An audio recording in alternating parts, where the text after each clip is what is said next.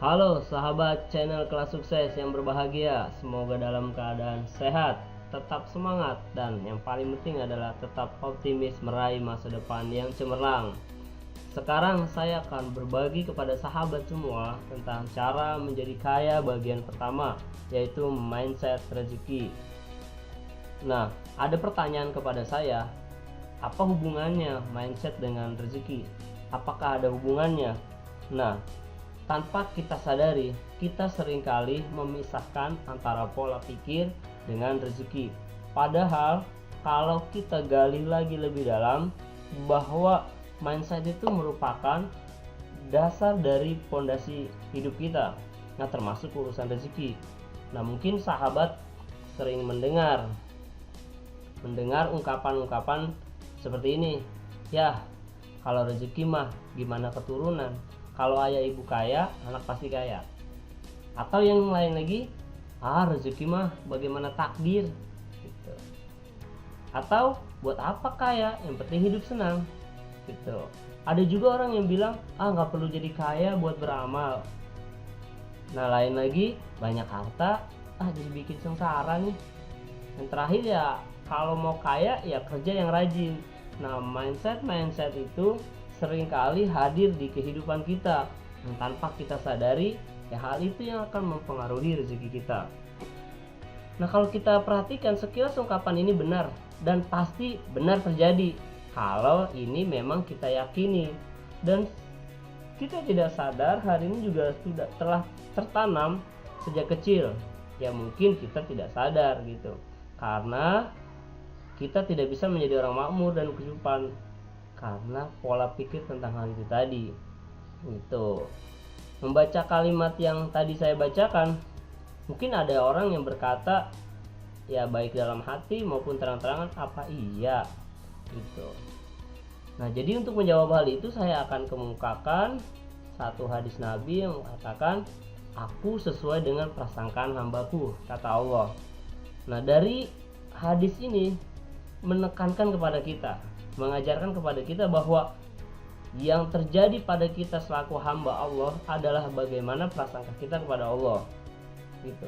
Meski hadis ini berbicara mengenai diterima taubat seorang muslim dan dikabulkannya doa, nah, saya mempunyai keyakinan bahwa hadis ini berlaku dalam berbagai hal, termasuk rezeki. Nah, bila kita berpikir bahwa rezeki kita terbatas, ya itulah yang terjadi. Tapi sebaliknya, bila kita berpikir bahwa Allah yang memiliki sifat kaya dan mengayakan, bisa dengan mudah membuat rezeki kita mengalir bagaikan air sungai yang tak pernah kering, maka itulah yang terjadi. Ya, jangankan itu, mengganti malam dengan siang atau mengganti siang dengan malam, mematikan yang hidup dan menghidupkan yang mati, Allah hanya bilang kun, nah, maka itu akan terjadi. Apalagi hanya membuat kita menjadi muslim yang berkemakmuran, tentu hal itu mudah bagi Allah Subhanahu wa taala. Nah, oleh karena itu penting bagi kita mempelajari kembali, mengenal kembali sifat-sifat Allah, tentang pengetahuan sifat rezeki, pola datangnya rezeki, dan memperbaiki pola pikir kita. Nah, kita harus mulai dari membongkar alam sadar kita, ganti dengan pola pikir yang baru menjadi pola pikir kemakmuran. Ya, kita mungkin tidak sadar bahwa selama ini tertanam dalam bawah sadar kita tentang rezeki adalah hal-hal yang kita pikir salah gitu. Ya, seperti yang tadi saya sebutkan di atas. Nah, saya teringat dengan pesan guru saya bahwa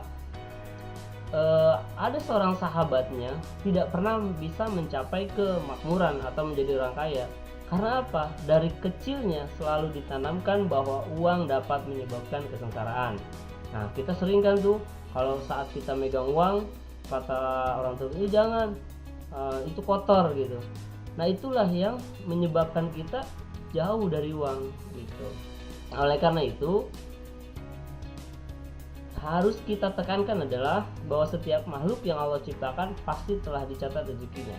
Nah, tugas kita adalah mengundangnya dengan prasangka yang baik, bahwa setiap orang berhak mendapatkan rezeki yang banyak. Nah, seperti yang saya bilang di video awal, bahwa setiap manusia punya peluang kaya. Setiap manusia bisa menjadi kaya, punya potensi kaya.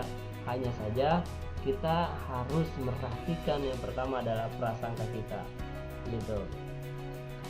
Nah, ini yang saya tadi bilang, setiap makhluk yang Allah ciptakan pasti telah dicatat rezekinya.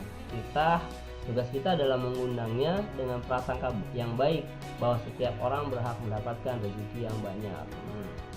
Nah, sekarang kita akan belajar dari seorang sahabat yang kita kenal, sahabat yang telah dijamin masuk surga, yaitu Abdurrahman bin Auf. Beliau ini dikenal sebagai orang yang mempunyai mindset yang spektakuler itu. Jadi saat Nabi bersama sahabatnya berhijrah dari Mekah ke Madinah, semua sahabat yang ikut dengan ikhlas harus meninggalkan keluarga, harta, dan kedudukan. Mereka semua pergi tanpa membawa milik mereka kecuali bekal yang dibawa untuk perjalanan. Begitu juga sahabat Abdurrahman bin Auf. Semua orang di kota Mekah mengetahui kekayaan beliau, namun beliau tinggalkan demi membela agama Islam. Nah, inilah mindsetnya Abdurrahman bin Auf yang pertama. Jadi dia rela meninggalkan semua hartanya untuk berhijrah di jalan Allah. Nah, ada satu lagi yang lebih bisa kita ambil pelajaran. Jadi saat di Madinah itu Rasul itu kan mempersaudarakan antara kaum Muhajirin dan Ansor. Nah, salah satunya adalah sahabat Abdurrahman bin Auf. Beliau mendapat tawaran harta dari separuh harta kaum Ansor. Namun apa yang beliau katakan? Beliau berkata, pinjamkan aku uang dan tunjukkan aku letak pasar. Nah, ini mindsetnya Abdurrahman bin Auf. Beliau tidak mau sekonyong-konyong menerima pemberian dari seorang walaupun dari saudaranya, tapi beliau lebih memilih untuk meminjam dan melakukan sesuatu gitu. Tolaklah pasar gitu. Nah, jadi intinya adalah yang pertama adalah mindsetnya sahabat Abdurrahman bin Auf.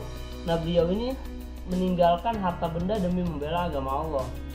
Nah, beliau menempatkan harta di tangannya bukan di hatinya, tanpa sedikit pun kecintaan terhadap harta di dalam dirinya.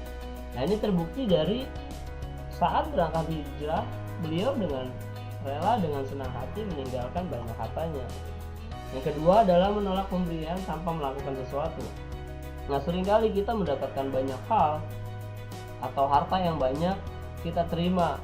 Nah, kita lupa bahwa harta itu hanya tidak akan produktif dengan kita diam diri atau tidak melakukan apa-apa. Nah, makanya sahabat Abdurrahman bin Auf hanya meminjam uang itu dan minta ditunjukkan pasar. Nah, di sini pasar itu menggambarkan bahwa tempat di mana banyak transaksi. Dan tidak lama kemudian, betul saja bahwa sahabat Abdurrahman bin Auf menjadi kaya. Nah, dari situ belajar bahwa memang sahabat Abdurrahman bin Auf ini sudah punya mental kaya. Dimanapun dia hidup, dia akan melakukan hal yang terbaik yang dia bisa lakukan. Jadi kesimpulannya adalah ya, ubah mindset kita tentang rezeki.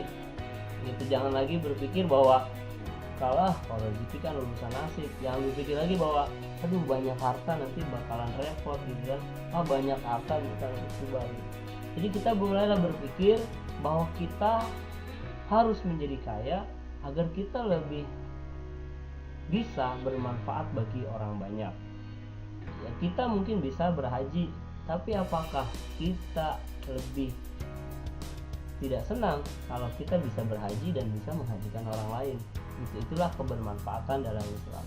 Jadi sahabat-sahabat sekalian, mari sama-sama kita rubah mindset kita dari awal yang mungkin menganggap rezeki itu adalah suatu hal yang tidak bisa dirubah, dan akhirnya kita hanya menjalani hidup kita dengan apa adanya gitu. Nah, bukankah kita akan menjadi senang jika kita menjadi orang yang kaya dan bermanfaat bagi orang lain? Demikian dari saya. Assalamualaikum warahmatullahi wabarakatuh.